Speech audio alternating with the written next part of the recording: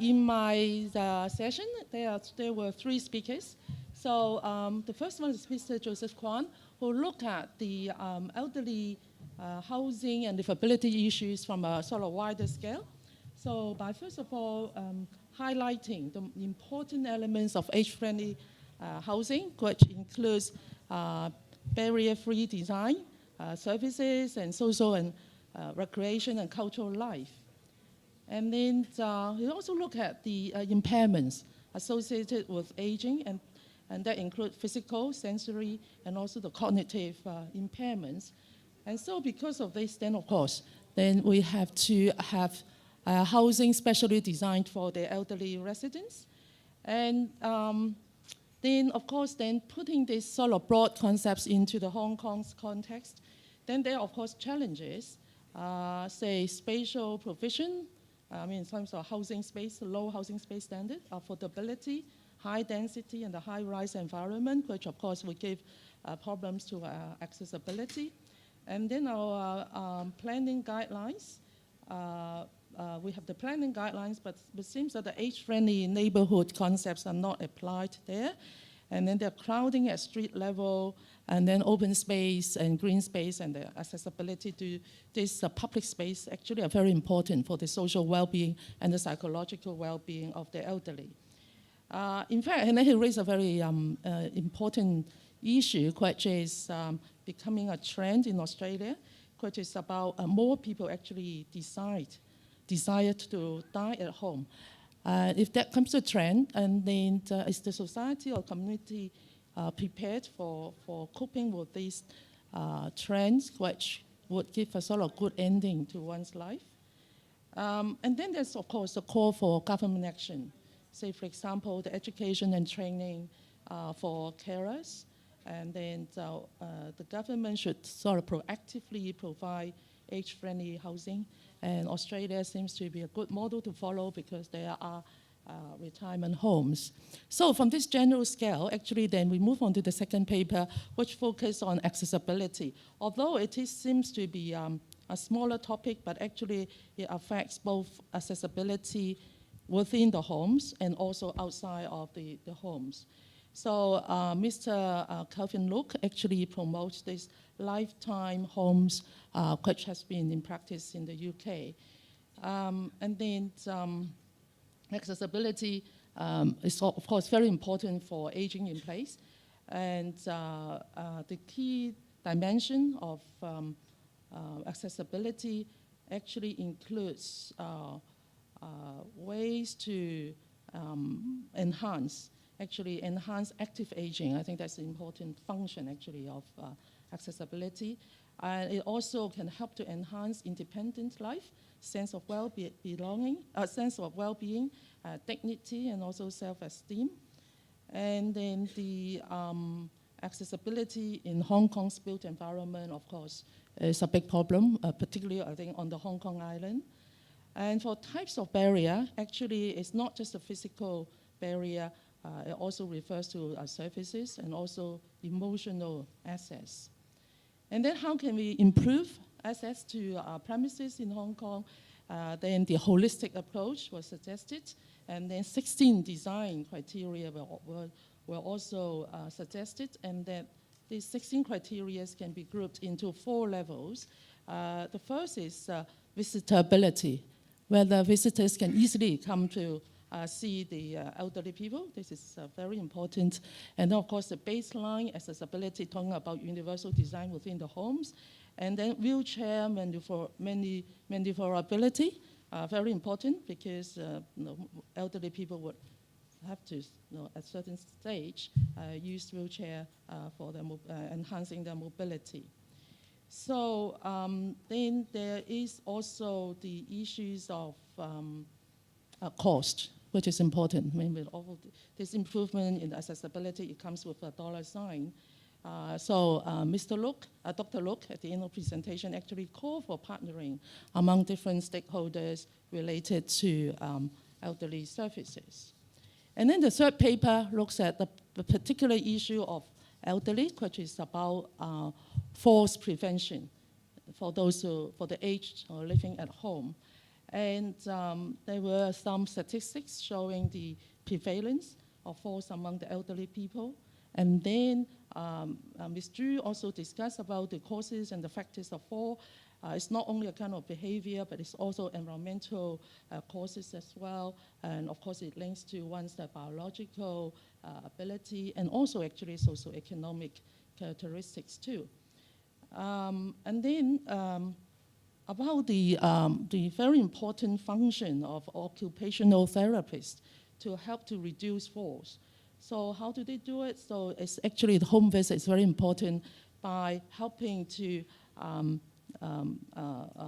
give advice to the elderly how in their daily activities they can prevent the falls. And actually talking about the home environment, I think it's very important. It's not only for the elderly people, for the young people as well. The challenges at home that may cause falls, which are inadequate lighting, obstacles in the passageway, loose rugs and beds, slippery floors, and the toilet areas, and actually uneven floor levels are also important. So overall, the universal design at homes are the most important factor in preventing homes. So I think basically this is the summary of the presentations. And in the discussion, actually, we discussed various issues about the function of whether Tai Chi can help to prevent falls, and also some discussion about retirement village in Australia, and then some design issues. And actually, we make two important recommendations. One is about the building regulations. It's being sort of outdated to cope with an aging community. Another seems to be the need to have one office which would cater, one office at the, well, in my studies, one office on the elderly, but at the bureau level, so that it can coordinate different government departments to help providing an age-friendly environment for the aging community. So I think that will end my summary here. Thank you very much. Thank you so much, Professor Chiu. And please take your seat. Now let's have the moderator of panel B, Dr. Lam Ching Choi, Vice Chairman of the Elderly Commission and Chief Executive Officer of the Haven of Hope Christian Services to report back on their discussions. Dr. Lam, please. Thank you. Being a lay preacher, I would like to stand and speak. Same for our panel is a very difficult task, since our section was very informative and fruitful to be concluded in a few sentences. But I promise you I won't hold you back for long. So Dr. Vincent Lau from Astrid talked on leveraging Hong Kong technologies for smart aging. I like the word smart. Aging. So knowing young ladies is a solution, being smart. But Vincent convinced us that it's not the only solution. Technology is another one. So please don't forget technology. With cloud technology, big data, thing-to-thing, internet, IT can really facilitate the care for the frail and also promote health for the up-and-running young ones. And Grace Chen from Hong Kong Council of Social Service, as a social worker, she brought us back to reality. We still have a lot of challenges in front of us in order to really aging in place. For example, we have a high prevalence of dementia in Hong Kong as in other developed countries. We have long waiting lists for our RCHE, and also we have segregation of different policy areas in Hong Kong. And so she advocates a multidisciplinary approach to handle this, and also transferability among different services. And also promoting self-management. That means our elderly can actually do more self-care. And also early intervention, good transitional care, and also a good community support, which I personally think Hong Kong Housing Society can contribute more in developing more age-friendly estates and communities. And also from our first speaker, and I'm sure that technology will be used more and more in the coming future.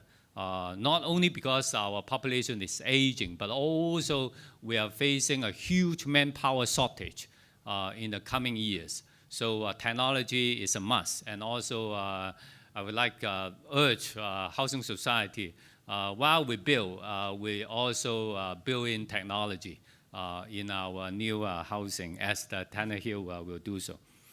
And our last speaker is Dr. Terence Yun. He is an accountant, and he speaks on doing good better, an SROI study for home modification program for the elderly, which is sponsored by Housing Society. What is SROI? We know ROI quite a bit, but we seldom talk on SROI. SROI means social return on investment. And so this was done on a project funded by Housing Society. It's called Elderly Safe Living Scheme. Basically, it's doing advice and home modification to those houses where our elders live. And the result is stunning. Social return on investment ratio is 3.1. That means we invest every single dollar, we will have a social value return of $3 back. So it is a very worthwhile project. And according to our accountant, it is a true and fair will. I think that's the most important thing. And the social outcomes are the delayed institutionalization to the RCHG for the elderly, increased awareness of home safety, and decreased burden on carer, and also avoid the cost of hospitalization. I think all these are very true to me. And it will be very interesting if we can build in this SROI in our different age-friendly housing projects, and so that we can make a better decision both inside our housing society and also outside in a bigger context. Thank you very much. And thank you, Dr. Lam. Please stay, as we would like to present you a souvenir to thank for your support for the seminar. May I invite Mr. Lincoln Leung, Vice Chairman of Hong Kong Housing Society, to present the souvenir to Dr. Lam. Thank you. Thank you very much. Fair, true, and fair.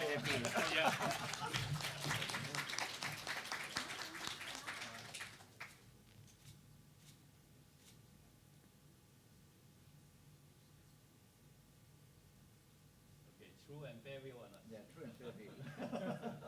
And thank you, Dr. Lam. Thank you. Would Professor Chiu please also come up to the stage to receive the souvenir? So, Professor Chiu, please.